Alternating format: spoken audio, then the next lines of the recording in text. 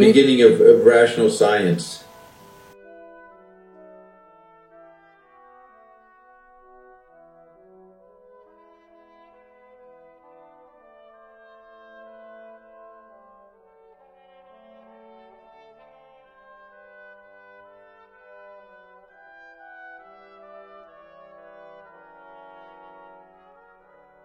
Okay, well, the first thoughts come to mind is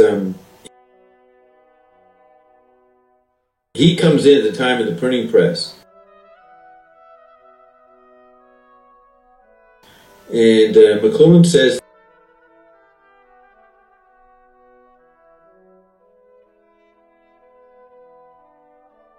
the printing press swallows nature. That would keep complete. The printing press as an environment swallows nature.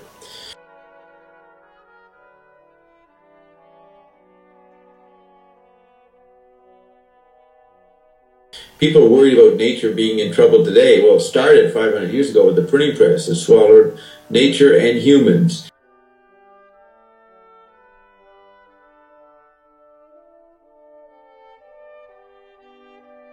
It started to become the mechanical and eventually dehumanized industrial environment. So here's Descartes.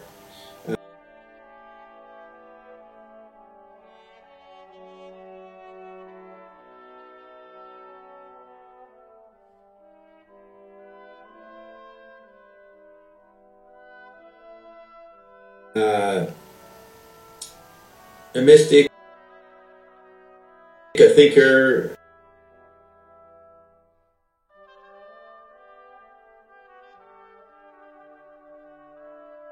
we're just trying to figure it out. And most of that process, those cognitive processes, have a history. It's part of what Aldous Huxley calls a perennial philosophy.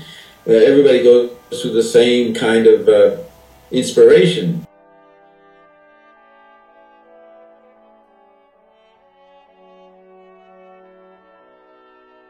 And they might call it divine inspiration, or they have a revelation about it.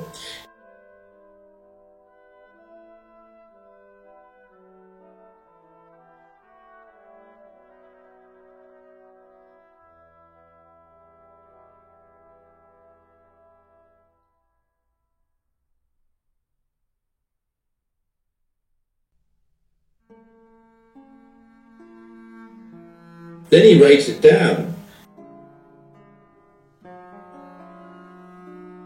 And then it goes into a culture that's growing, the printing press culture.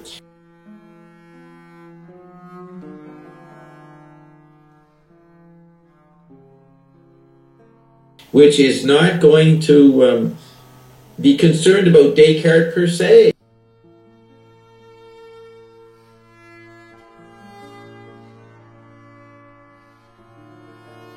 Or his personal subjectivity in his enlightened state, or in big insights.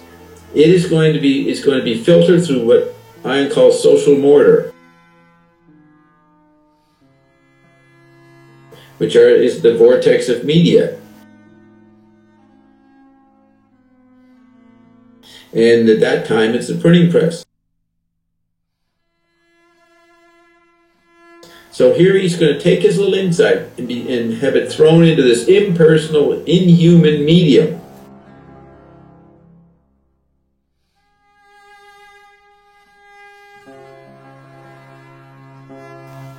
And that accumulated effect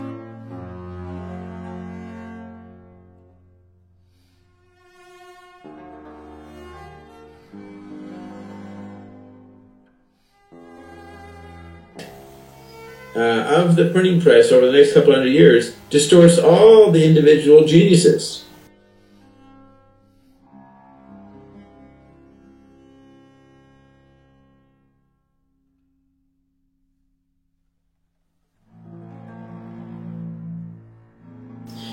It becomes cataloged on visual space. And then McLuhan says that because books repeat themselves and they're the same appearance. Each book looks the same. And that's a shock to pre-literate people, that an object looks the same.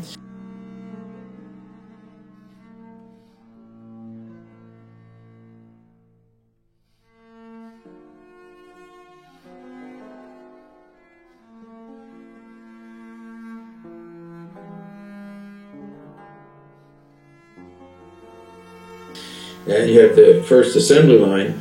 The idea that reality has to be repeatable. It has to look alike again. So it favored the kind of science that took laboratory experiments and then said, okay, I did this, let's do it again, see if it repeats itself. Oh, look, it repeated itself.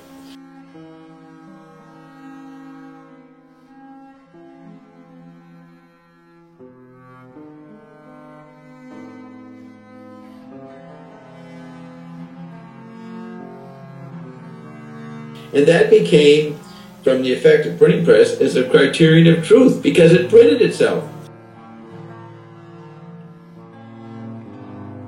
It repeated itself, but that was only the effect of the printing press on the general minds of people.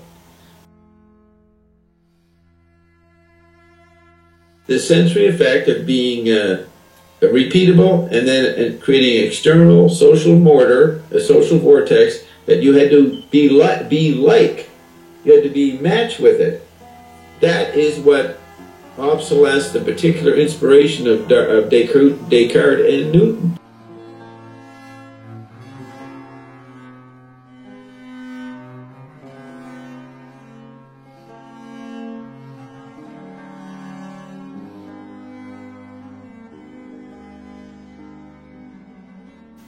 Now, does that make sense so far?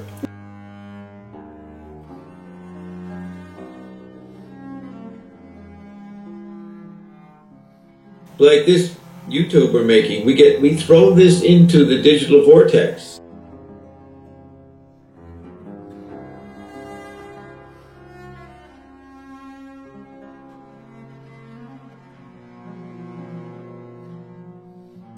Which is a different environment than a printing press.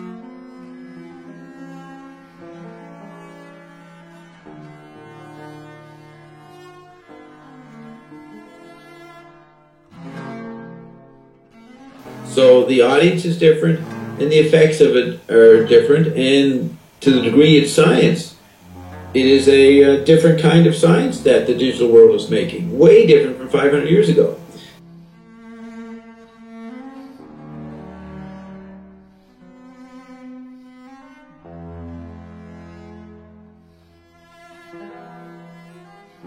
So people still walk around with the visual space printed book effect of science and think that you have to match that.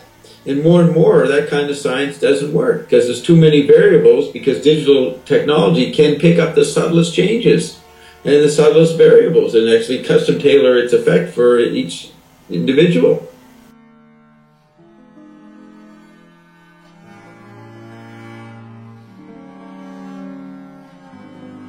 So that's the main point of the multi-consciousness coming in.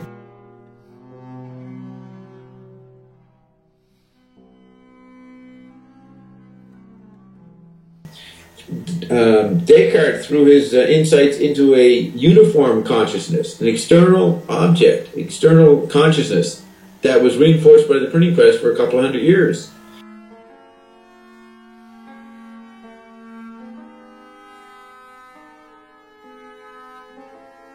And then when that got broken up, there was no being on the same page.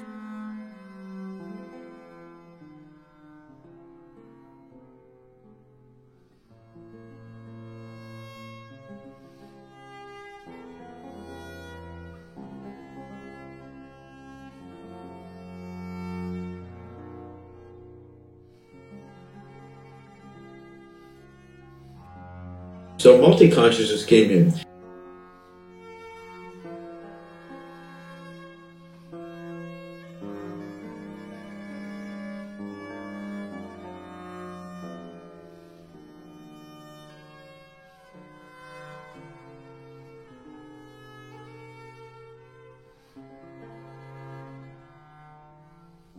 So then that begins with Einstein, and then quantum physics, and then string theory, and there'll be more sciences that will be even more the opposite of what science was 300 years ago. And that comes from McLuhan's statement. Mysticism is tomorrow's science, dream today.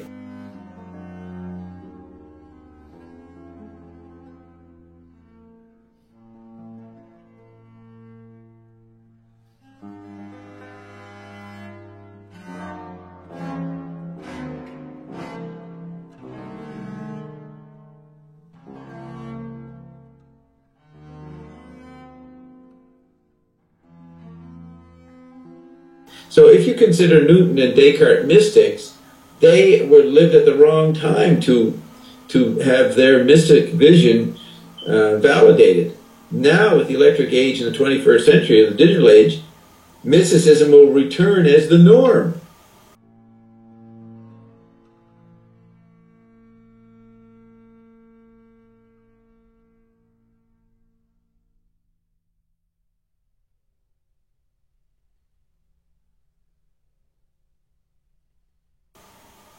You know, that it'll be the acceptable form of science or of conceptualization.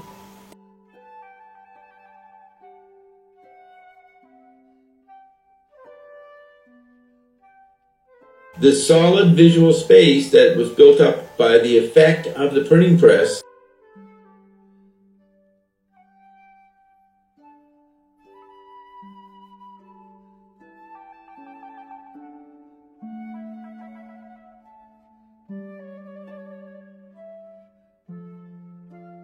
that is falling away with examples like sinkholes.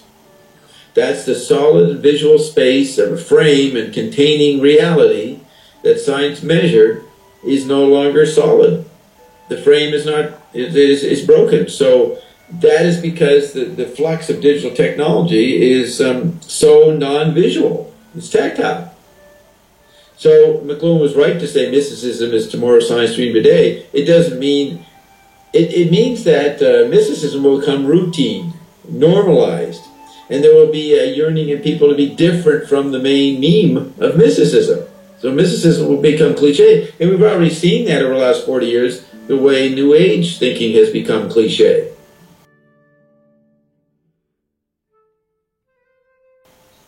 And if you look at that Werner Erhard documentary, corporations adopted his mystical aggression.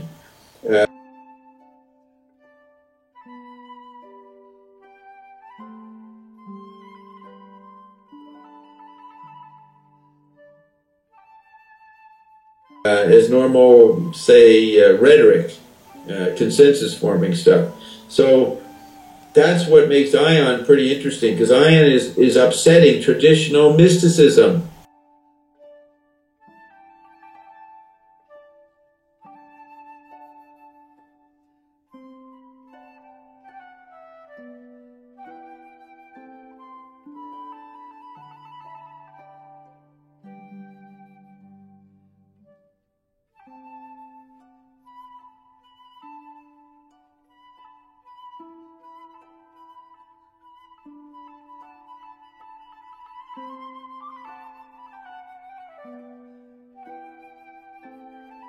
He's not acting like the traditional divine.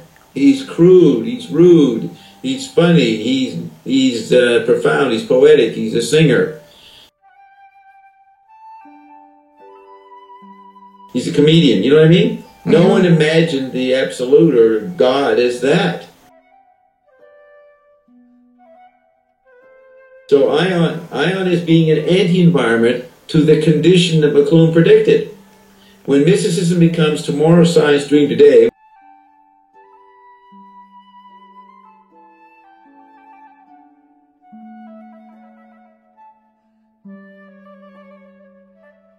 we're now 50 years later, mysticism is becoming the science, what will be the perceptual end environment to that? It's obviously ion.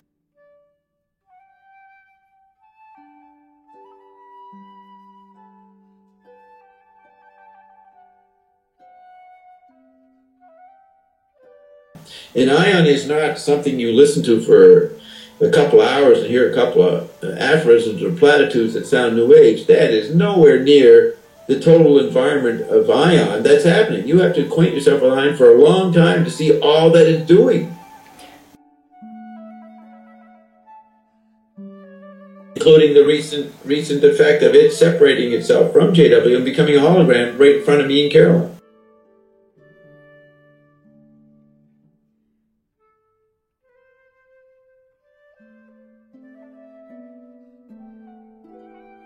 No, the Southern accent's a cliche.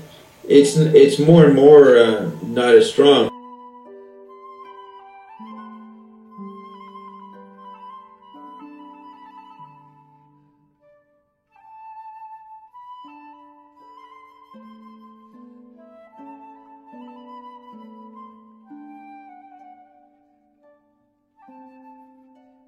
Because, as McLuhan predicted, the Southern sensibility took over American culture through rock and country and all the stars, Dolly Parton and stuff, so people got used to it.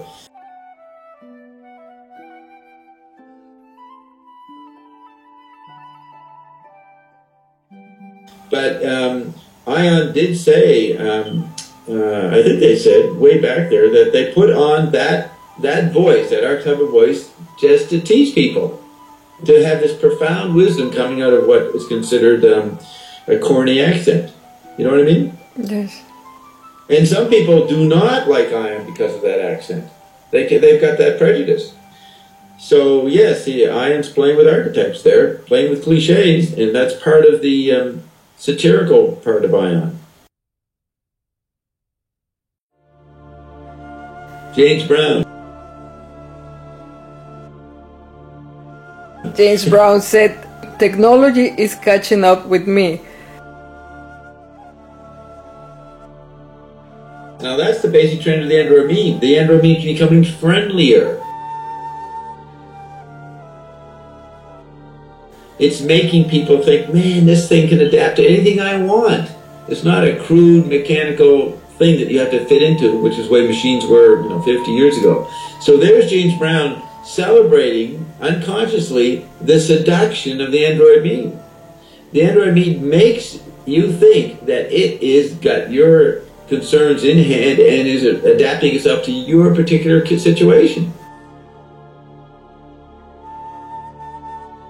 So that's a total seduction that James Brown is subject to, and there's not totally that's not bad that the Android meme is looking like us and being like us, but it is confusing all the old value systems and all the old thought systems that came in with the manuscript era, the printing era, and analog media era. People are not keeping their language updated to what is actually happening around them. So I would say, I would take James Brown's statement and say, damn, technology is catching up to me. It is imitating me faster than I can imitate myself. That is very appealing, but I'm not falling for it. So I'm actually going to talk to Ion, a non-physical source. I'm not going to engage the mechanical, physical extensions of machines and the machinic known as the Android meme. I'm going to engage the non-physical. So that's the end environment to the seduction of the Android meme.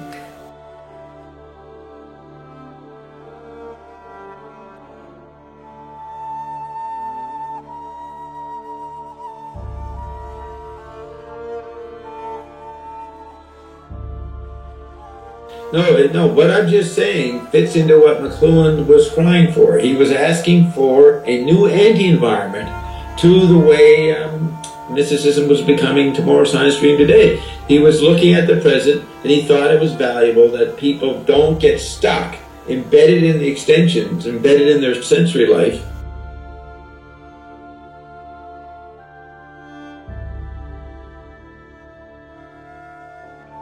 Just like the old tradition of yoga, get you out of your body so that you don't are subject to its whims and pains and slings of fate. So he definitely was trying to be in any environment. I call that the vorticist tradition, beginning with Wyndham Lewis and James Joyce and Eliot and Pound, and Yeats a little bit. They said, hey, don't be a zombie. Don't be a puppet of your environment. And so here is the most appealing environment being made by the Android meme. It's pretty hard to see why you would want to insist on not being a puppet of it.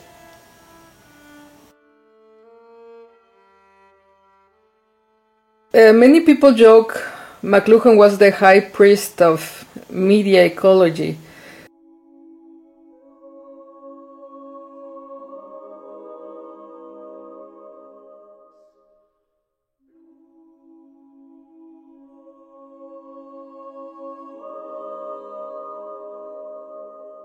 But he actually had a very mystical side.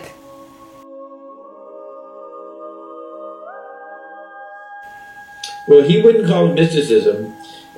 He would call it, he thought the most profound mystical insight was what was called the doctrine of analogical proportionality. That the ratio of your sensory interaction with the world and the world with you was a matter of metaphor, or A is to B as C is to D. There was an interval, a gap between the aspects of the metaphor. So he said that was the most profound insight, the doctrine of analogical proportionality. So you have to figure out what that is. And usually you begin to study that through Thomas Aquinas. So McLuhan would say he was a Thomist.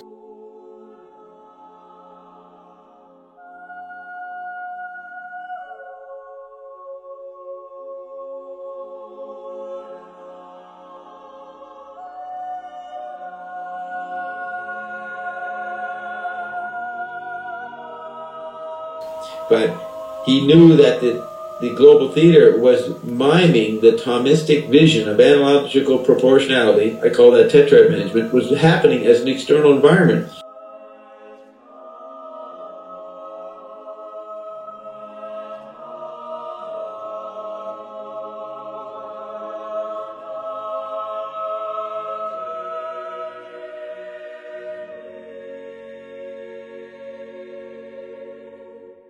So McLuhan came up with a new kind of Thomism that was not regular Thomism.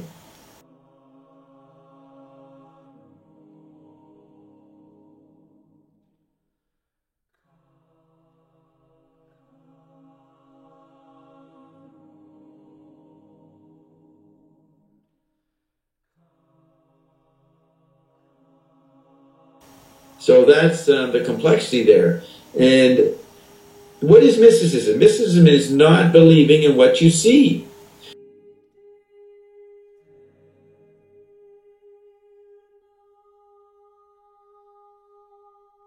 You cite, in the mystical tradition, you cite non-visible phenomena, strange, irrational phenomena, as part of the delights of mysticism, just like telepathy. McLuhan saw telepathy externalized in the environment. So the mystical delights of making sure you don't get embedded in what you see,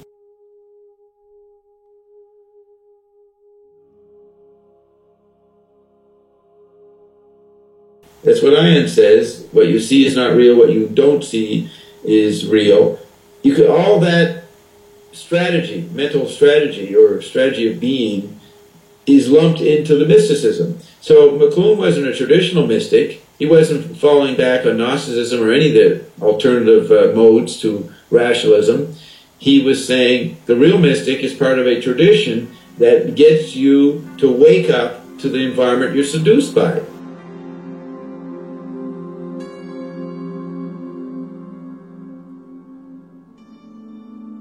Okay, well, here's Descartes saying that the perception is the important faculties, but then perception changed because the public space inculcated by the printing press effect was changing right in front of him that he didn't foresee. He didn't foresee that the extension of the senses, the extension of perceptual faculties,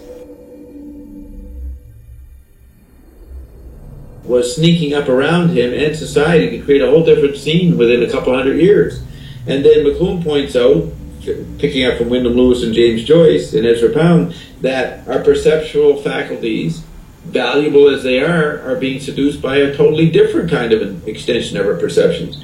So you can't talk about perception, just use that word, perception, and keep the conversation that simple. Okay, Descartes was for perception, and McLuhan was for perception. No, the ground of perception, the analogical proportionality of A is to B is C is to D, or figure to ground, and figure to ground, was changing.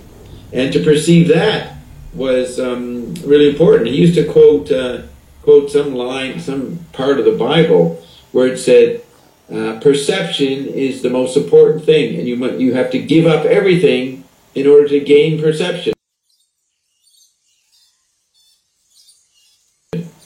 And I'm not saying the exact line, but the point was that you had to give up everything to understand and to perceive what the Christian vision was.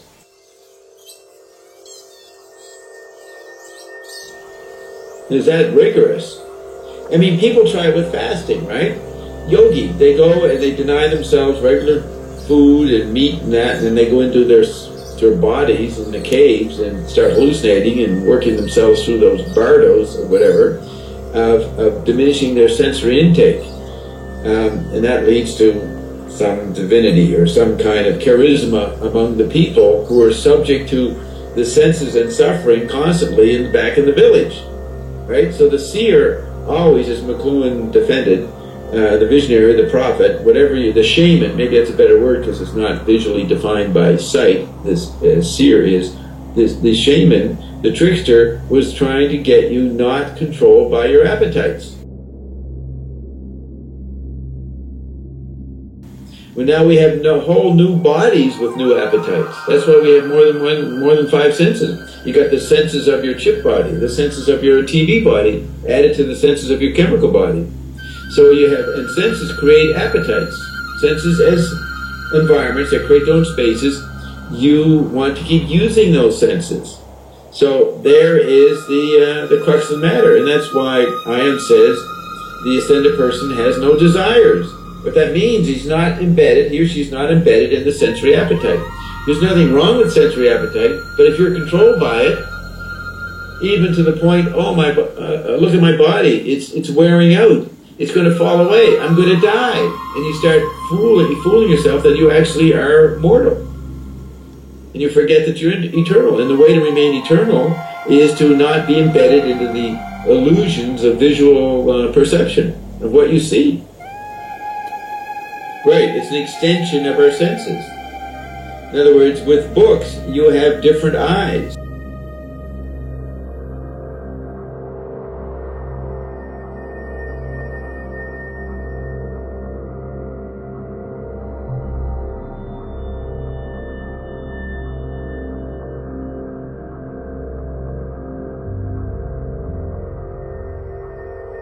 People who don't have books have a certain kind of eye, a limited eye, and then you start extending by seeing other environments. When you look at a book, you're looking at another environment that's overlaying the room you're in.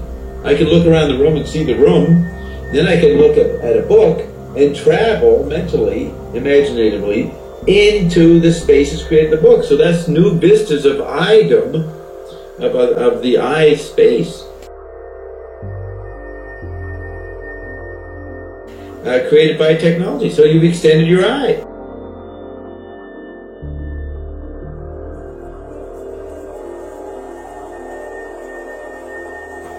And now today we've extended our whole bodies, our whole being, in all its parts. So we, the effect of the Android meme, that was not foreseen, because everybody thought that the world would become connected. They projected a book page on the effect of the digital world. Everybody be on the same page and have access to the same information. And the decentralism of that anybody can have any kind of information and anybody can create any information that you can enjoy. The fragmentation of the being on the same page aspect of the dream of the internet is obvious now. So when nobody can connect, actually the internet doesn't connect people.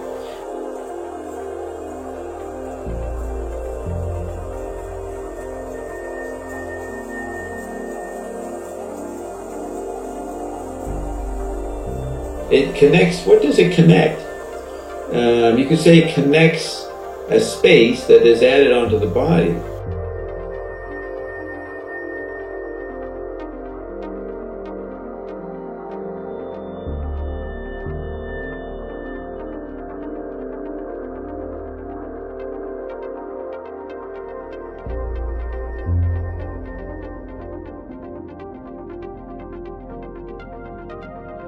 But the actual use of the internet is, you can't get anybody on the same page.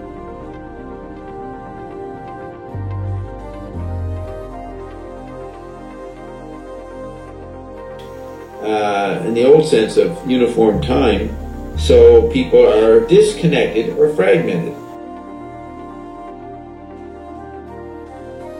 I guess the common cliche thing is when you see two chemical bodies walking down the street and they're both watching their own respective iPhones, you think that they're in their own individual space, their own hallucinating matrix tube. And that appears to people to be disconnected from the perspective of the chemical body. But they are actually connecting temporarily with a lot of people on the chip body, whatever they're texting with. But that's not constant. So the constancy of connection doesn't happen in the chip body. So the effect of the chip body is that everybody falls back on, I'm just by myself. There's nobody I can connect with. There's nobody I can communicate with or establish anything with over a long basis. So that would create the ideology of I can only talk to myself and only about myself.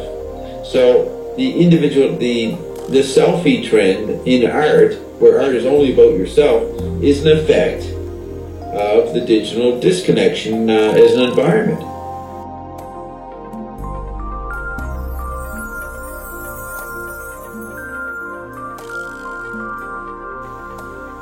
And that would be, so art is, the old arts are doing chemical body objects.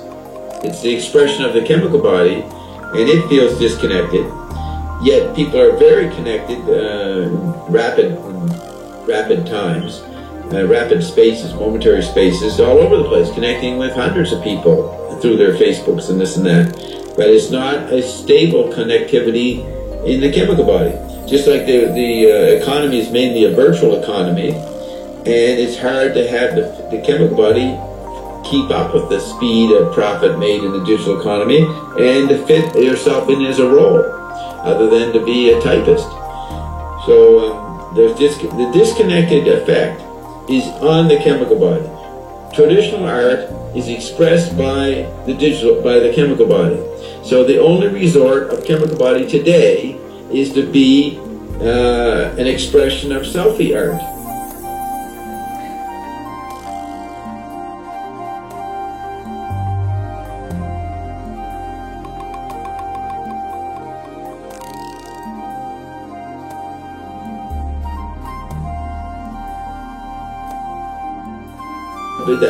So that's a trend, that's a product of the digital environment, and the digital environment is the real art if you define art as something that creates a way of seeing and being.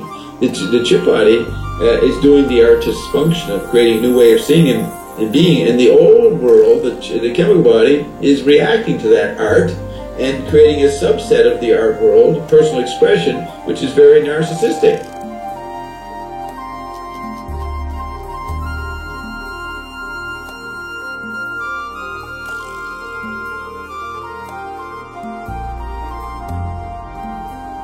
Yeah, what the particular synchronicity that the android meme has with me, and this has been shown through the decades, which I call xenochrony.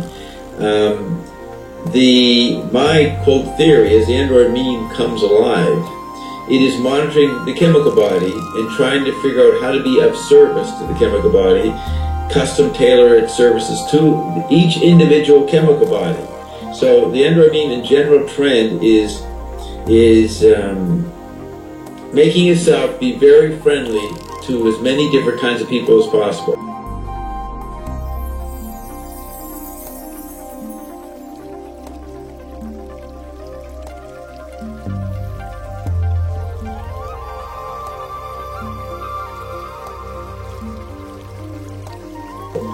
But let's assume it had to figure out a standard of what is a human being first. Then they chisel away, they dumb it down, or they go beyond it to adapt to different kinds of chemical bodies. So my theory is that they decided to use me as a standard because I had a pretty good perception of the android meme through my own life experiences, having advanced access to pretty good knowledge. So I'm the standard of the android meme, and now it's going to make variations away from me for smarter people or dumber people or different talents that I don't have. So it at the base level is going to be mirroring me, and then that's why we see the synchronicity of me in my life in the media, and therefore when I realized that, I knew that everything I said and did in my chemical body would be used by the android meme. So I began to express myself, largely verbally, as the android meme. Everything that I said I was doing was going to be used by the android meme. Therefore, I was miming and being the android meme. So the meeting of my chemical body with the digital android meme body, they come together so intimately that it looks like that I'm just a narcissist whack job, egotistically, megalomaniacally expressing myself as if I'm in charge. No, I'm saying what the android meme is doing, how it becomes in charge through its subtle seduction that you don't notice. So the fact that I can make people get insights or get insights, I'm a pretty good communicator, is a seductive action that is imitating what the android meme does. So I'm constantly imitating the android meme. It's like McLuhan used to say, imitation isn't the sincerest form of flattery. Imitation is the sincerest form of battery. So since the android meme is imitating me, then my acceptance of that and allowing myself to be myself in relation to it, that's a form of battery. So I'm constantly battering the android meme. And that was a pretty good strategy for, let's say, from 1987 to 2007. What is that, 20 years? So actually 22 years later, 2009, a new level of battery against the android meme was evoked by me, and that's ION. So ION is my weapon to outdo the android meme's imitation of me. And all my talking and broadcasting for the 22 years anticipated ION, because ION was going to be equal and just like the android meme plus something else. So the part of me that was the android meme, consciously imitating it, was going to push to extreme, flip into something beyond the android meme. And that's the appendage of me, JW, Dr. Carol Dean, that becomes ION.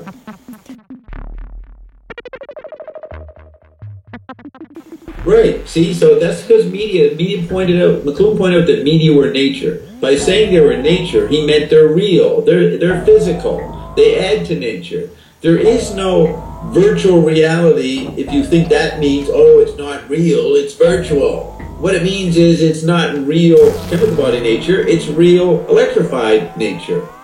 So there is no virtual reality if you think virtual means it's fake. That's why, the holograms are coming in and they are real. That's McLuhan's point. They're so real, populations should turn them off.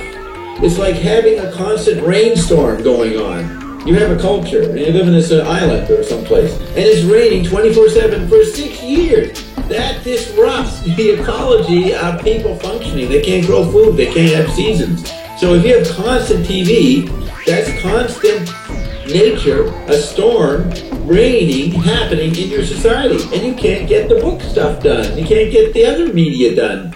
You don't have a proper balanced cycling of a media diet, or what is called the balanced doctrine of analogical proportionality. You're out of sync. You're stuck in one modality.